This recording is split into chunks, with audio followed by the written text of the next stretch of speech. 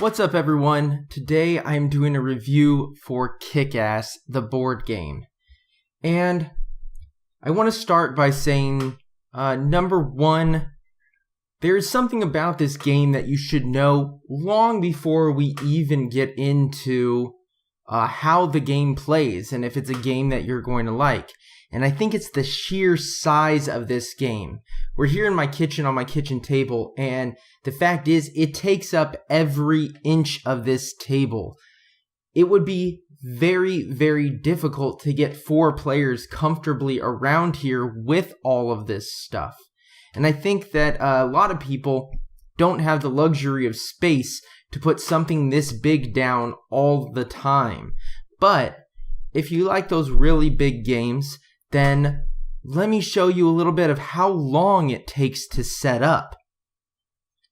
The setup for this game takes almost 15 minutes, even as a person who has set this game up 5 times before. My first time, I spent 45 minutes trying to understand what went where and why I should choose certain characters. See, there are 5 decks of cards that need to be shuffled and then put out. These include the event deck, in which it is first shuffled, and then 6 cards are randomly chosen, put together at the top of the board to create the event deck. Second is the item deck, in which you set out 4 cards to create a store. Then you take the fight deck, shuffle it, and put out 2 cards, and the action deck, shuffle it, and put out 4 cards. Finally, there is the spawn deck that gets set to the side and is waited until you start to play the game. Each character also has a unique starting location and all unique ability levels, and we'll get into that later, but it is a consideration in time it takes to set the game up before you can play. The second thing I want to let you know about is that this is my first review for a board game. So please take it with a grain of salt, as you're still trying to figure out what I like and dislike to know what you like and dislike. But with that, now let's get down to the table and I'll show you how it plays. Kick-Ass is a cooperative board game from Cool Mini or Not set in the Kick-Ass comic book universe. You take on the role of anywhere from 1 to 4 characters that are heroes and fight back the supervillain. The first thing that you have to do is select your character. And in here, I have selected Kick-Ass as my main character. I've already got him painted up, so might as well. And I brought along Ass Kicker, who is down at the hospital. We have Dr. Gravity at City Hall, and Colonel Stars over at the docks. The personal player boards tell you where to start. And I think that is somewhere that we should actually start. So the personal player board, of course, tells you the name of the character and has a picture of the character right down in the center. But it also tells you a lot of very important information about how this character plays. First off, you look right here and it tells you starting. You start in the library, and that's why Kick-Ass will be starting down here in the library. But of course, he can't right now because this thing's in the way. Then you're going to take these little tokens here and you're going to put them where it tells you to start on here. So it says, first we have $3, so he gets $3. Next we have 7 happiness, and also you can barely see it, but the 7 is a little bolded out, and so happiness works like this. We have next up our hardships, and you're going to take 2 random hardship cards, and those will get put face down here, and you're not going to be able to see those yet. Then everyone starts with 1 on their strength. Kick-Ass starts with 2 in his social media score, and then you always start at the end of your track of health, and that can be different for every single player. Then we put him into his starting area. He will also get 1 special item card, and the special item card will have their picture on it. And in this case, it's sticks, so this is a weapon. You can see here on the item track, there's a backpack, which you can have infinite number of items in the backpack. They all go to the side, or up above your sheet, basically off your sheet. Then you have a helmet, so you can have one item in the helmet, you can have one item for the body, and then you have your left and your right hand. And these are interchangeable, that's fine. But you look at the icon, and the icon says it's a single-handed weapon. You also have here a double hand, and if this were to be a double-handed weapon, you can see it blocks out those two spots. You can't have a single hand, and double hand weapon. At any time, players are allowed to take something out of their backpack and put it into their item sheet. The only thing that you are not allowed to do is trade items between characters. Once you get an item, it is yours for the rest of the game. There's no way to actually lose the item. Next up, each player is given a deck of 5 cards that has their character on the back of it. These cards have symbols on the back of them as well, which is the time symbol, which means one action, and the run symbol, which means how many spaces you can move. At any time, these cards, and every single card works this way, can be played to play one action and one movement. But the important part of them is the other side. All of these cards, they have different symbols on them. So here we have 2 free time cards, school money card, and another free time card. So we got 3 free time cards. And you can see all of the free time cards have 2 movements and an action. So it's definitely better to play these on this side than it is to play on the other side. And we'll get into how these play in a second. I just wanted you to see, this is when you're starting, this is what you're taking. You then are also given 1 green card. Now this green card is the same on the back, but you actually have to unlock this card, and we'll get into how in a second. Now the game is played over 9 separate rounds, and each round is broken up into 4 phases, and one of those phases is broken up into 3 times. So, math, and there's a lot of stuff that happens. But here's the important parts. This is how this works. First, we look at the event phase. And the event phase is we advance all events 1 space, then reveal a new event. Since we haven't started the game yet, basically, we will take 1 event, flip it over, and then we do whatever it says on that card. So it says, every sleep phase spawn 2 minions in the police department. To beat this event, you look at the black piece in the middle there, and that black piece in the middle says, kill 4 minions in the police department. The bottom left-hand side is, if you beat this event, you get the green. If you do not beat this event, you get the red. So in this one, it'll move the spawn track down, and every hero will get 2 social media score. In this one, this spawns a minion in every single occupied district, and each hero goes down. So that's the symbol for going down, is the red line. This is the symbol for going up, no red line. Simple as that. So we don't have to do anything with that yet. It's not until the sleep phase. Now we go into the day phase. And the day phase is broken into morning, noon, and night. So for the morning, the very first thing we always do is reach over and grab a spawn card. Now the spawn cards look like this. And this says, all heroes in the same district as a minion lose a social media score. Now, because we just started, our heroes are not in a district with any minion. There's no minions. So, we just go down and we look at the spawning piece. And this one says hospital, police department, docks, and then loops back around. So we have to look at the top left-hand corner over here. And that shows how many people we're going to be spawning. So the first stage is 2, and you see it goes up 2, 2, 3, 3, 3, 4, 4, 5, 5, 6. So there is a potential that you will have to spawn 1 in the hospital, 1 in the police, 1 in the docks, another in a hospital, another in the police, another in the docks. And you just go in a loop like that. So we take our minions. We only have to spawn 2. And so our first one goes into the hospital. And our second one goes into the police department. Simple as that. Now it comes to our turn.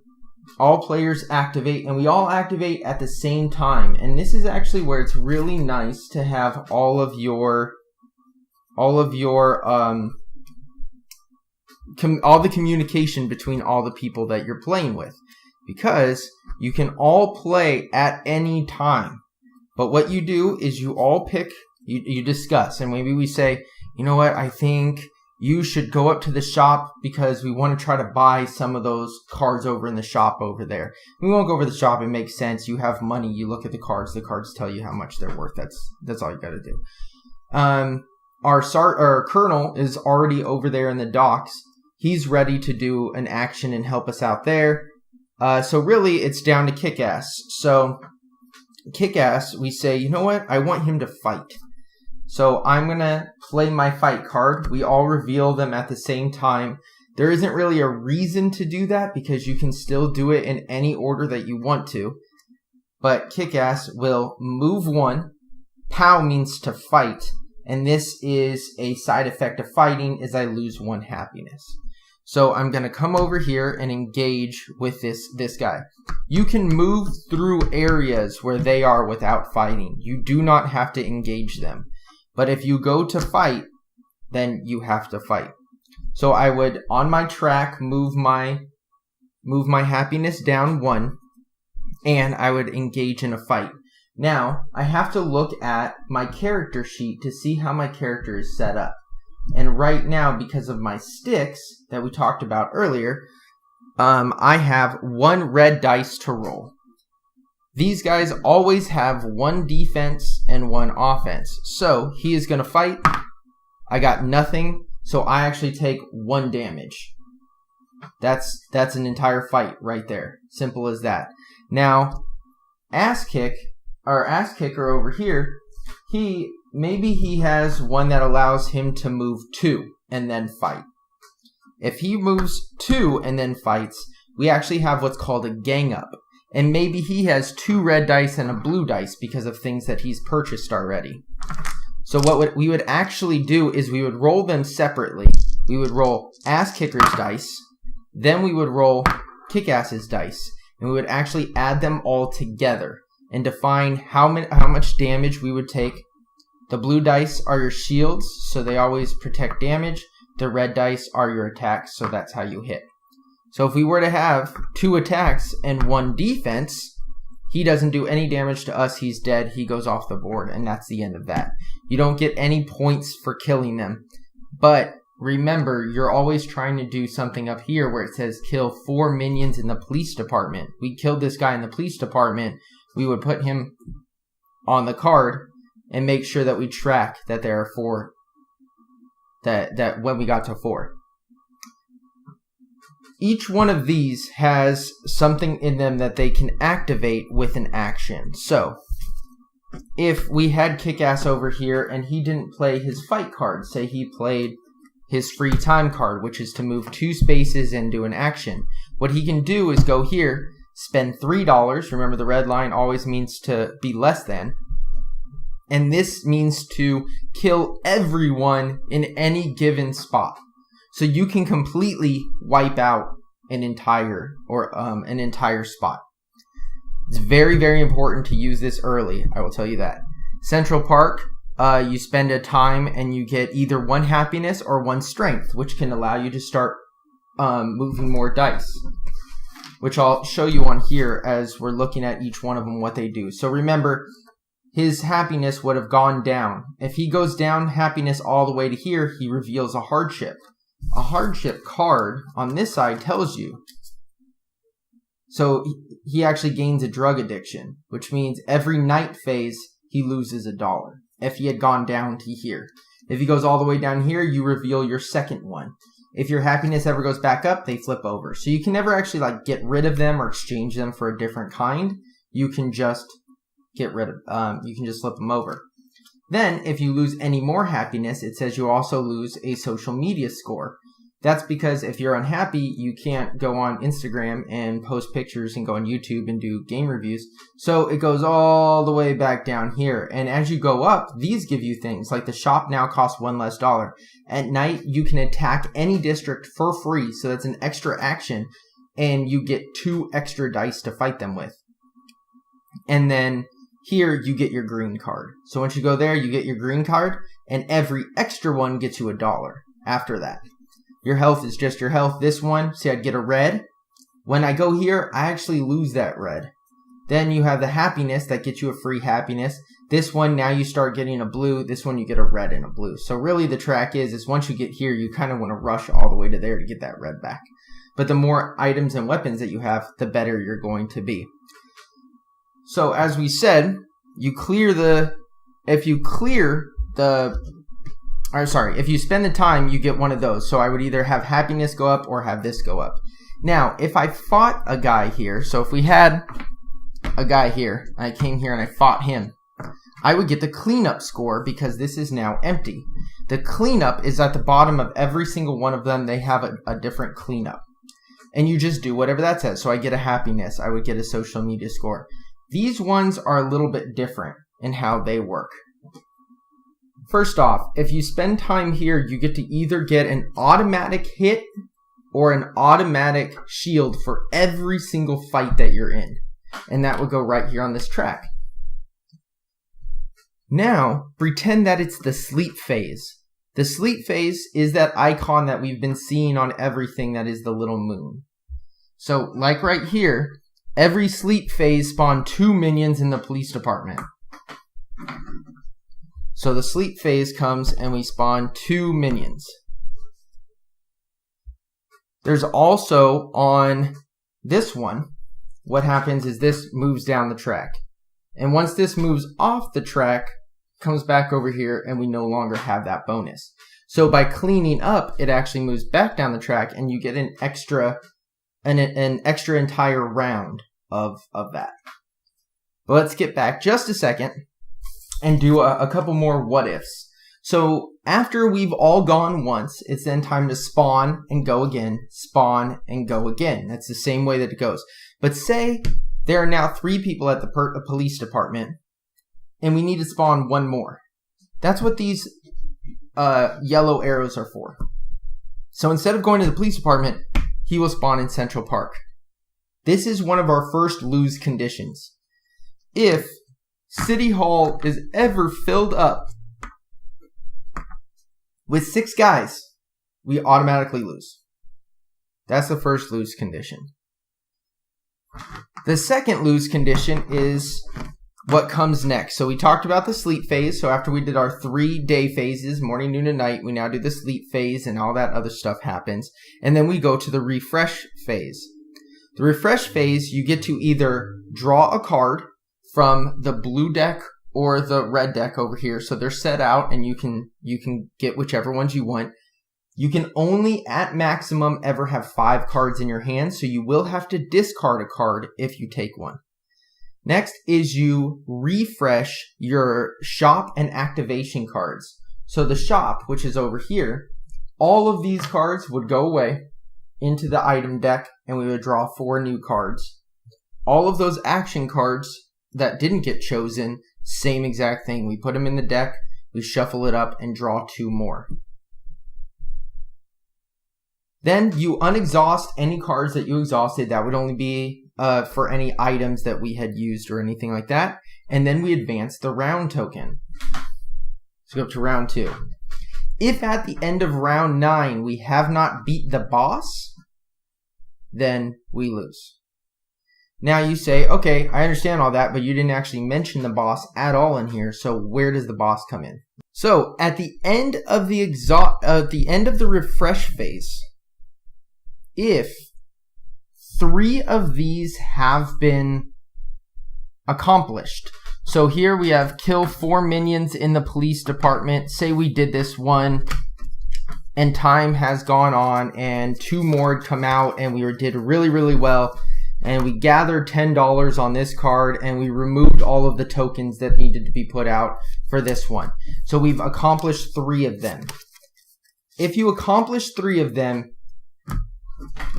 you take these cards away and all the boss event cards come out. Now the boss event cards are exactly like the other event cards. They come right here. And what you do is you flip one over and this is the start of your event phase. So like I said, if you get to at the end of round 9, when you get to the refresh phase of round 9, if you have not beaten the boss yet, instant loss. So that's the second loss condition. The third loss condition is within the boss themselves. So when the boss is revealed, you have to look at your plot card that you had put out. And it says, first off, take all 8 red mist tokens, shuffle them, and put them face down, 1 in every single district. Then there's a way that you're going to go through these, and it says every time you complete a boss event for the red mist final plot, reveal 2 red mist tokens. So, say we beat this one. If we beat this one, it has a benefit for us, and then we get to flip over 2 of these. Okay? So this one, we have a heart, and whoever on the team needs it the most can take the heart, and this one is blank, so we don't know where he is, and that was a wasted event. Right here, it also says his attack is X, his defense is X, and his life is 2X. X is for how many players there are. So with 4 players, it's 4, 4, and 8. And that's how you would have to fight him and beat him. The way that you would lose is that if you didn't complete these boss events and they moved, and one of them actually went off the board, because every round they progress whether there's one behind them or not. And if this went off the board, you would then do what it says, which is remove 2 random mist tokens. And this could be the very first one that you lost, but you would take 2 and you look at them and you're fine. But if you were to flip over, where is it? Oh, it's the very last one. And it says shit. If you flip it over because you beat this, that's great. Red mist comes out, and you're ready to fight him. If it was because of this, you lose the game. So that's your third loss condition, and that's all 3 ways that you could lose. There's only one way to win. It is to discover where the boss is, and then go and do the exact same thing, rolling dice, and hopefully by then you're much stronger. And you have all kinds of things that use these a little electricity to mean extra hits and all that. And you fight the boss, bring him down to 0, and you win the game. Let's go back up and I'll tell you about my thoughts. So I guess this is the part where I either tell you go out and buy this game right away, or I tell you maybe wait. And it's hard for me to decide which one to say that for, because I find it a lot of fun. Kick-Ass is a game in which you can really pretend to be the characters from the graphic novels, running around and just beating the snot out of everyone, and it feels really good when you roll. There are tons of dice in this game, and rolling all of them and counting up 1, 2, 3, 4, 6 hits, and oh, they're all slayed, we're good. It feels great, and that's a great feeling. But there are some significant problems with this game, and I'm starting to see that this is a trend with Cool Mini or Not's games. I mean, this rulebook is absolutely beautiful. It's got art that is self-referential in it. It's straight out of the comic book. There's a lot of really cool things about that. But I'll tell you, the first 2 games I played completely wrong because I could not figure out exactly how the boss events were supposed to work. It's also set up where it goes, this is all the iconography as if it was a key to a map. And then here's the setup. And the setup, as we went through earlier, is 15 steps long, but there's actually more setup because you have to then set up the boss event. You have to set up each time an event card comes out. You have to reset all of the blue and red cards and item cards every round. You have to spawn every single round. You have to choose, are you going to play the 2-player, 3-player, 4-player, single player? Now that obviously makes sense with how many people are sitting at your table, but that's also another part of it. This game is incredibly hard, and even on very easy, which is the red mist plot cards, that boss event is supposed to be really easy, but I've lost multiple times just trying to get to the boss event, let alone in the boss event. So I think that this game is somewhere in between the need for the zombie side, all 4 players play at the same time, whether you have 1 human or 6 humans, and somewhere between that just doesn't work, because you have these packs of cards, and what are you going to do as a single player? Take all of the cards and put them all in your hand and then try to choose one for each? The game's going to drag on forever, and it's going to be really weighed down.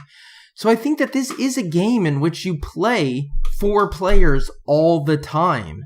And if you have 2 players or 3 players, maybe each person takes on an extra character, which could make it work, especially if you're only holding 2. But I think the single player option is just out the window. You can't play this playing all 4 characters, and with 1 person, it's just too damn hard.